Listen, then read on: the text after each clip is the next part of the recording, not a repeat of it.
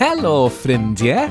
Rydym ynghylch meithrin ffair fach heddiw, ac mae'r cylch yn llawn addurniadau Pasg. Edrychwch!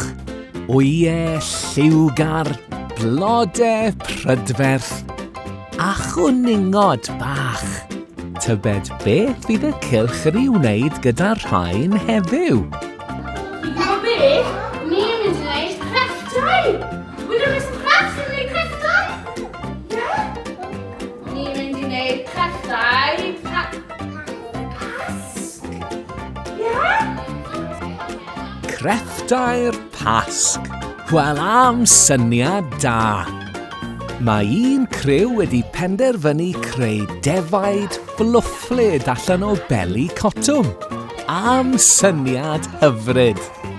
Mae'r pen yn cael ei wneud gyda phaint du ac mae'r coesau'n cael ei gwneud o ffyn pren.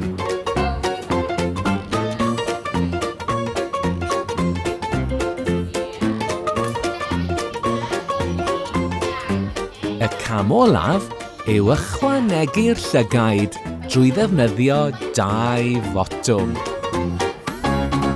Dyna ni! Mae'r defaid wedi gorffen. Da iawn chi. Sgwni beth arall sydd i'w wneud. Edrychwch! Mae rhai yn cael hwyl yn y tuff tray. Mae rhai wedi creu mynydd mawr